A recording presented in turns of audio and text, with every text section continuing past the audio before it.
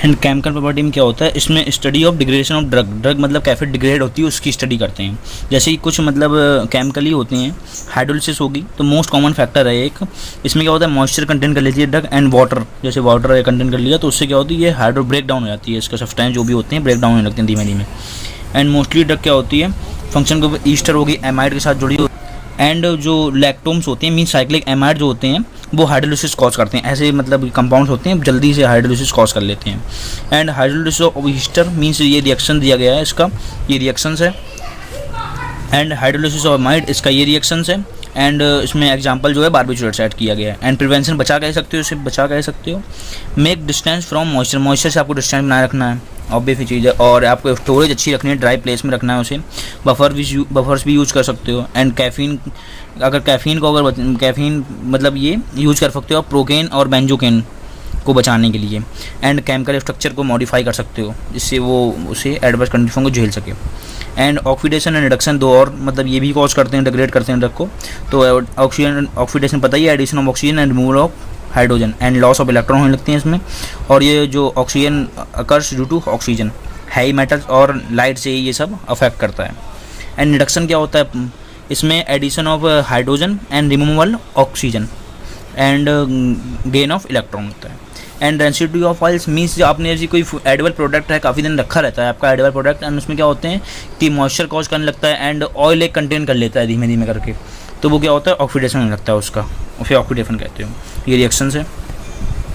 And prevent इसे बचा कह सकते हो, इसमें एंटीऑक्सीडेंट यूज़ करो मीन्स एंटीऑक्सीडेंट यूज़, जैसे BHA हो गया अपना butylated hydroxyl anisole and butylated hydroxyl टाउलिन BHT हो गया। और भी रिड्यूसिंग एजेंट जो बचा सकते हैं आपको ऑक्सीडेशन से, जैसे सोडियम मेटा बाइसल्फाइड। एंड ये क्या होते हैं, इसमें कंटेनर्स भी आप लोग यूज़ कर सकते हैं, कंटेनर अच्छे यूज़ करेंगे तो उसमें अच्छे रखेंगे तो भी अच्छा है। और ऑक्सीजन ग्रुप को आप चेंज में करते हैं, मतलब सब्स्टिट्यूट जो भी है उसको ऐड करके और भी सब्स्टिट्यूट ऐड करते हैं उसमें, नाइट्रोजन जैसे ऐड कर दिया। एंड रिस्माइनेशन क्या होता है, वो मीसो कंपाउंड, जैसे मीसो कंपाउंड देखें आपने ऑप्टिकली ये क्या होते हैं, इनएक्टिव होते हैं, तो ये ऑप्टिकली एक्टिव से ऑप्टिकली इनएक्टिव कंपाउंड बनाना है कुल मिला के आपको, जैसे कि क्या बन जाए बेस में कंपाउंड बन जाए। तो इसमें क्या होता है फार्माकोलॉजी एंड टेक्नोलॉजी चेंज हो जाएगी उसकी, और डिपेंड होता है टेम्परेचर एंड सॉल्वेंट डिपेंड होता है एंड कैटलिस्ट पे, और लाइट अब्सेंस है प्रेजेंस उस पर डिपेंड करता है। एंड जैसे कि देखो एग्जांपल एपिनाइन हो गया, एफिरिन हो गया, is 15 to 20 times more active होती है डी एफिड्रिन की, मीन्स डी एड्रिलिन के ये ज़्यादा ही मतलब 15 to 40 टाइम्स मोर एक्टिव होती है। एंड मेथाडोन भी हो गई। एंड पॉलीमराइजेशन क्या होती है कि मतलब इसमें जो पॉलीमर्स ग्रुप होते हैं, मीन्स आपने जैसे पॉलीथीन देखा होगा उसमें क्या होता है कंपाउंड को अगर तोड़ेंगे आप तो धीमे धीमे एडिशन हो लगता है उसके रिएक्शंस में। ऐसे ही इसमें होता है कि मतलब उसमें बिल्कुल सेम टाइप का आइडेंटिकल ग्रुप होता है, उसमें ऐड हो जाएगा एंड उस कंपाउंड को इंक्रीज करता जाएगा, उस साइज इंक्रीज करता जाएगा, कॉम्प्लेक्स फॉर्म कर लेंगे। एंड जैसे आप कर देखो डिग्रेडेशन ऑफ एल्डिहाइड डिग्रेडेशन होता है एंड ये होता ही जाता है। एंड BSc आता है बायो फार्मास्यूटिकल क्लासिफिकेशन सिस्टम आता है, तो ये डिफरेंट ड्रग्स में किया जाता है basis of solubility and permeability पे। एंड इसे मतलब डिस्क्राइब किया गया है, कुल मिला के आपको इस तरीके से बांटा का डिफ्रेंशिएट किया गया है सॉल्युबिलिटी एंड परमेबिलिटी पे। जैसे देख सकते हो क्लास 1 पे आता है अपना, क्लास 1 पे देखिए सॉल्युबिलिटी क्या होती है, हाई होती है एंड परमेबिलिटी भी हाई होती है, जैसे कि एग्जाम्पल है मेटाप्रोलॉल। एंड ऐसे ही आपको पूरा एक चार्ट बनाना पड़ेगा, देख सकते हो अब लो हाई और हाई लो है इसका, एस्लोफेनक हो गया, सिमेड्रिन और बिफ्लोनाजोल। और अगर इसकी ट्रिक बनाना हो तो ट्रिक बना सकते हो, जैसे कि हेलो हेलो करके हेलो हेलो और ये हाँ हाँ लो लो, ठीक है, ऐसे ऐसे बना सकते हो ट्रिक। जैसे देखो बन रहा है ना, hello hello hello hello and hello, ठीक है, और फिर क्या होगा हाँ हाँ लो लो, ठीक है, ये बन रहा है। ओके, ये ट्रिक बना लेना आपको इजी तरीके से याद हो जाएगा, बट ड्रग्स के नेम याद कर लेना। और जैसे आप और भी ड्रग देख सकते हो, इसमें क्लास फर्स्ट में जो होती है अपनी, उसमें एब्जॉर्प्शन हाई होता है और एस्किशन क्या होता है कि थोड़ा रिड्यूस होता है इसके देन, जैसे पैरासिटामोल एग्जांपल हो गया। एंड इसमें क्लास सेकंड में क्या होता है अपना एब्जॉर्प्शन हाई होता है, सॉल्युबिलिटी कम हो जाती है। एंड फेनिटोइन हो गया, एंड इसमें भी देख सकते हो आप लोग। और इसमें पुअर बायोबिलिटी होती है क्लास 4 में, क्लास 3 में तो पता ही है कि सॉल्युबिलिटी ज़्यादा हो रही है, एब्जॉर्प्शन कम होगा। एंड इससे क्राइटेरिया कितना होता है, मतलब क्राइटेरिया कितना है इसका, तो क्राइटेरिया ये है कि सॉल्युबिलिटी देखो, सॉल्युबिलिटी बाउंड्रीज होती हैं, मीन्स डोज के ऊपर डिपेंड करती हैं एक तो, ठीक है, और एक सॉल्वेंट के ऊपर डिपेंड करती हैं कि सॉल्वेंट कैसा है, उसमें कैसे मतलब हो पाएगी। उतना मतलब क्राइटेरिया होता है, जैसे आप आइडियल सॉल्युबिलिटी पैरामीटर्स होते हैं उसके बेस पे ही किया जाता है इसको।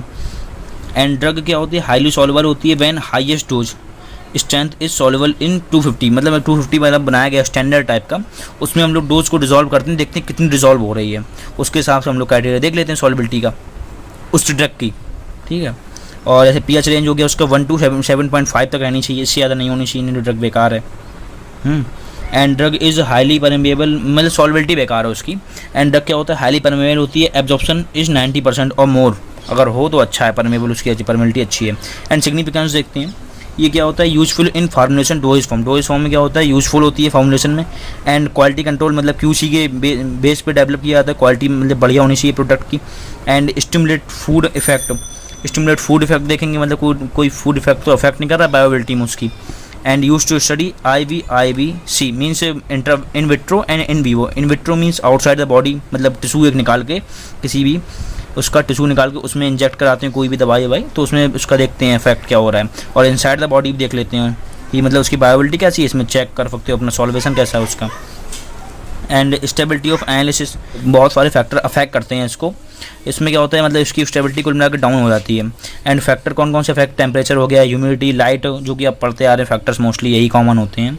एंड माइक्रोब्स, केमिकल हो गए। फिजिकल में क्या हो गया, फिजिकल में अपने आ जाएंगे प्योरिटी, क्लियरिटी देखेंगे उसकी, मतलब सॉल्वेंट की, वो सॉल्यूट सॉल्वेंट में कैसा मतलब डिसॉल्वेंट हो रहा है इसका। And melting point, boiling point देखेंगे इसका। और इसका केमिकल में ऑक्सीडेशन, हाइड्रोलिसिस जैसे आप रिएक्शन देख चुके हैं, ये भी इफेक्ट करते हैं। और स्टोरेज तो बताया ही थे मैंने। और सेल्फ लाइफ मीन्स ये होता है ड्रग कितने तक क्या हुई एक्टिव रही अपनी बॉडी में, उसका मतलब कोई पार्टिकुलर ऐसे अपनी गई ड्रग माउथ में गई और फिर हमने उसमें आती है स्टमक में आई और इंटेस्टाइन में, ये क्या होता है सिंपली आई, और क्या होता है कब तक एक्टिवेट रही, कुल मिला के उसका एक्टिवेशन देखते हैं। फिर उसके बाद डिग्रेड हो जाती है, सिस्टमिक अपनी सर्कुलेशन जाती है, उसके बाद क्या होता है डिग्रेड होने लगती है, तो वो नहीं जोड़ा जाएगा। सेल्फ लाइफ से कितनी थी, एक्टिव कब तक रही। एंड एनालिसिस इंक्लूड्स, मतलब एनालिसिस देखते हैं कौन कौन सा एनालिसिस कर सकते हैं, जैसे solid state mean solid position देखेंगे कब तक वो सॉलिड रही, स्टेबिलिटी देखते हैं उसकी। जैसे कि देखिए ask about solid doses form, इसके बताया जाता है। एंड इससे मतलब कौन कौन से फैक्टर अफेक्ट किए इसमें और कैसे स्टेबिलिटी डाउन की गई। एंड सॉल्यूशन में क्या होता है, हम लोग क्या करते हैं लिक्विड डोज फॉर्म टाइप का देखते हैं। इसमें क्या होता है डिग्रेड फैक्टर देखते हैं उसका, कैसे डिग्रेड हुई लिक्विड में। And compatibility studies means compatibility उसकी देखते हैं, कौन कौन से हम लोग एक्सपीरियंट ऐड कर रहे हैं उसमें, एडिशन कर रहे हैं उसका, और स्टेबल है कि नहीं उस एक्सपीरियंस के जरिए।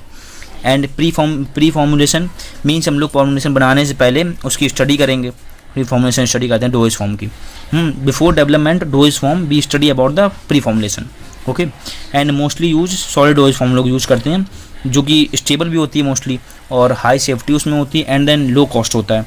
एंड कंसीडर्ड पॉइंट्स, कौन कौन से पॉइंट्स हम लोगों को मतलब ध्यान रखने चाहिए, तो ड्रग सब्सटेंस सिलेक्शन, पहले तो API जो एक्चुअल फार्मास्यूटिकल इंग्रेडिएंट्स हम लोग चूज़ कर रहे हैं वो बढ़िया होना चाहिए। एंड आइडेंटिफिशियली API आइडेंटिकल भी होना चाहिए, पहचान में आना चाहिए कि पता होना चाहिए कि ये है require.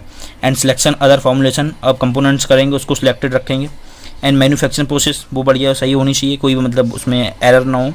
And container closure, container बढ़िया होने चाहिए, मतलब उसी प्रोडक्ट के बेस पे होने चाहिए। एंड एनालिटिक मेथड्स मीन्स जो आपने यहाँ एनालिटिक इंक्लूड्स हुए हैं मेथड्स, ये सॉलिड स्टेट और ये सब आपको बिल्कुल ध्यान रखने हैं। एंड टेक्सकोलॉजी मीन्स अपने वही टेक्सकोलॉजी स्टडी करेंगे, मतलब किस फाइलम का है, मतलब किस जाति का है और किस फैमिली का है ये वो डोज जो अपने यूज कर रहे हैं पार्टिकल्स वो, ओके। एंड इसमें प्रॉपर्टीज़ कुछ आती हैं, प्रॉपर्टीज़ फिजिकल केमिकल प्रॉपर्टीज़ आपको याद रखना है। ऑर्गेनोलेप्टिक मीन्स पता ही आपको, ऑर्गन लविंग्स होती हैं जो सेंसरी वाले, उनको ध्यान रखना है। एंड प्योरिटी, पार्टिकल साइज ध्यान रखना है आपको, शेप, सॉल्युबिलिटी प्रोफाइल देखनी है उसकी, और फ्लोबिलिटी उसकी, और स्टेबिलिटी। एंड सम टेक्निक्स होती हैं जो मतलब ड्रग सब्सटेंस को मतलब डिटरमाइन करने में फ़ायदेमंद, जैसे स्पेक्ट्रोस्कोप, UV स्पेक्ट्रोस्कोपी देख सकते हैं, उसका मतलब उसमें रेडिएशन से कोई भी उसमें अल्टरनेशन तो नहीं हो रही है।